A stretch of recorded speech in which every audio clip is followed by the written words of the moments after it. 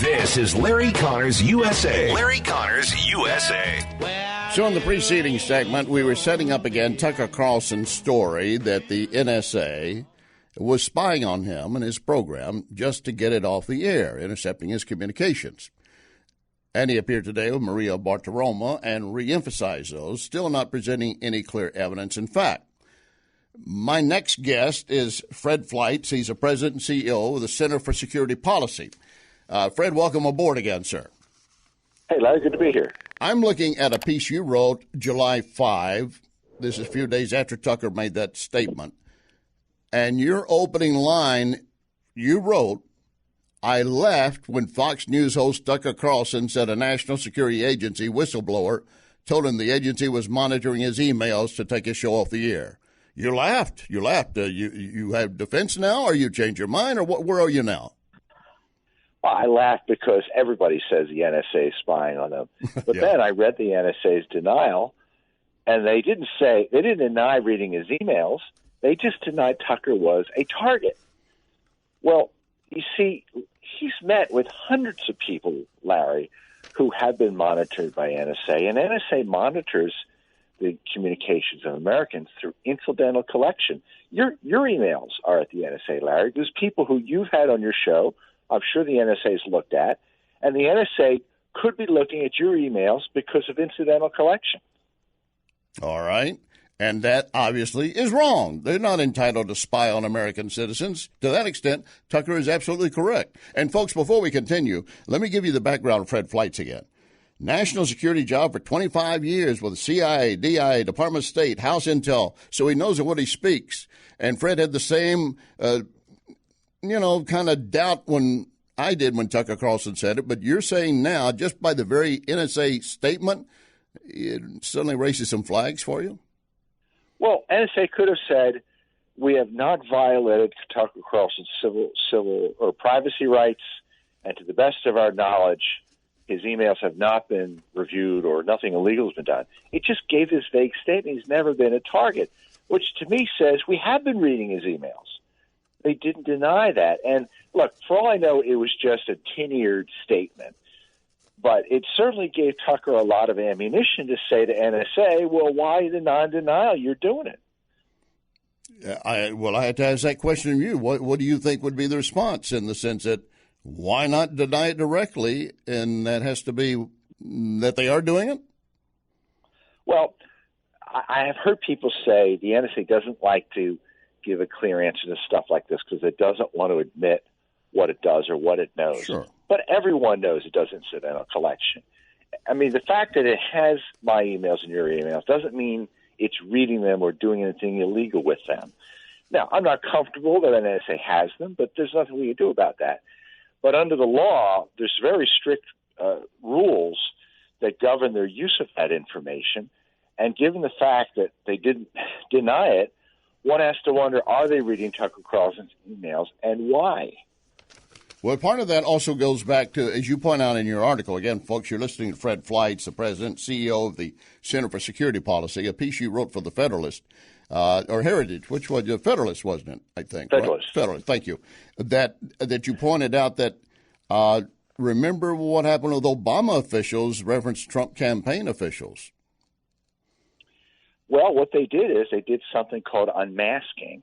Let's say Tucker Carlson's email is mentioned in he met with a Salvadoran president, and there's a mention to Citizen X, a well-known conservative talk show host. That's how NSA might recognize him. Well, the Biden White House might unmask that name to find out who it is. Now, Susan Rice did that in the Obama administration, and I'm wondering if she's doing it again against the enemies of another Democratic president, abusing intelligence to find dirt on them. Well, I have already called, since this new Biden-Harris administration started, I don't call them mainstream media anymore. I call them state-controlled media because they pretty much do whatever tune is played for them. But within that midst also, I mean, we've all talked and raised questions about the swamp, the Snowden revelations of what was happening. How much of all that actually plays into not just Tucker's allegation, but maybe the actual fact that's happening as he says it is? In all likelihood, nothing happened. But the way NSA put their denial, it raises huge suspicions because they didn't deny doing it. They didn't say we followed the law. They didn't say we didn't violate his civil rights. I could have told you what would have happened if something this bad if you issued this bad. It would have been better to give no response than such a bad response. And I think NSA owes the American people an explanation. There should be a legitimate IG investigation on what really happened here. I guess the thing that really prompted me in the beginning, and maybe it was for you too, when Tucker Carlson said, these were private emails sent between me and members of staff, things we're working on, and no way anyone outside us could have had it unless they were spying on it. And my first thought is, oh, yes, if you send an email, somebody's at the other end got it. Maybe somebody else made a copy of it. Maybe somebody in your own staff is doing it. So there are other alternatives as opposed to his claim that it's the NSA. I'm not denying it either. I'm just saying I look at all the other possibilities as well. Well, he's claiming he knows an NSA whistleblower, and this whistleblower read him the emails over the phone. But did they do it by intercepting, or somebody in his office gave them a copy? I guess that's possible. You're right.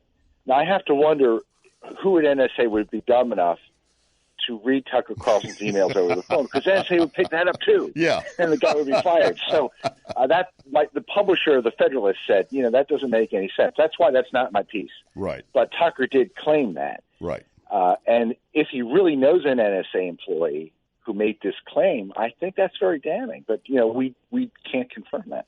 Well, the other thing that is in play here is our general American, and even the progressives, Democrats have to acknowledge it. They're a little fearful sometimes of what big tech is doing and so forth, especially if it gets turned on them. They're happy when it's on you. But now today with President Trump filing this lawsuit, like beginning of a class action lawsuit against the big tech companies, how do you see that playing out? And is that escalating the fear we should have of them, or just the concern that we need to control them better, or both? I think there's a real issue when all these giant tech companies can decide to censor conservatives they don't like. I think they've become a public utility. I've lost thousands and thousands of Twitter users for no reason. Well, because I'm a conservative. And it seems to me that there's great equality on the Internet for conservatives, and I think President Trump is putting down a marker that we have to fight back. You mentioned loss of followers. I've seen the same. I've heard from others. I mean, my Facebook for the last 5 years have been frozen at only 8,000 following, and I know the number's bigger than that. Same thing on Twitter. I don't have any proof. And do you have proof that someone actually took them off, or they just disappeared or something like that? I mean, I lost about 6,000 followers in January and February, and my number of followers has been frozen for several months on Twitter. Well, I'm still with you, Fred, and I'm going to stay there. One other thing, by the way, one other thing that I was reading a story, two different stories here. Well, first of all, let me deal with this hacking issue, since you certainly know about our security issues as well anyway.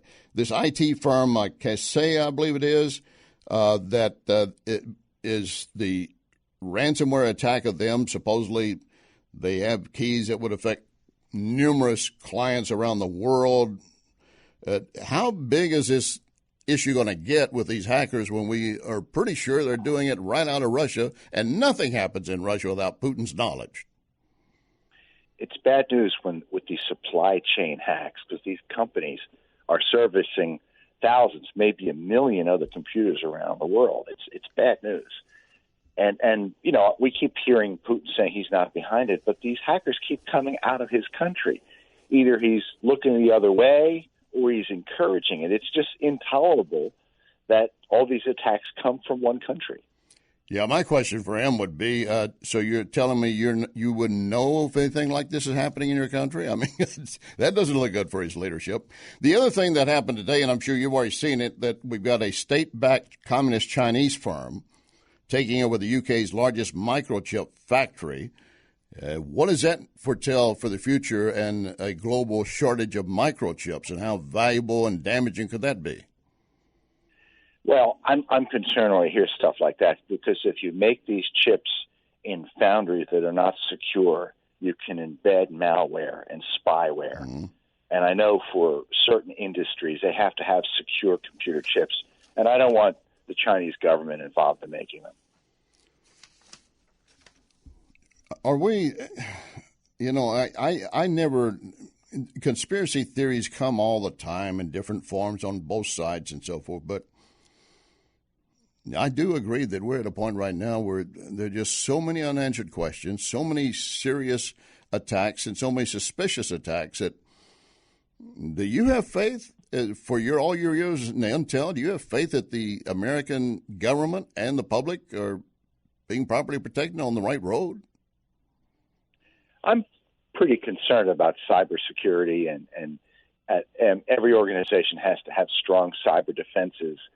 I think one reason we keep seeing these hacks is because we have U.S. companies that are not protecting themselves. And I bet them. I'm not to let the Russians off the hook, but there's a lot of blame to go around. All right. I mean, there's some instances of older versions of Windows, et cetera, that's leading to these hacks. All right. Thank you again. Fred Fleitz, President, CEO of the Center for Security Policy. Thank you, Fred. Good to be here. You bet.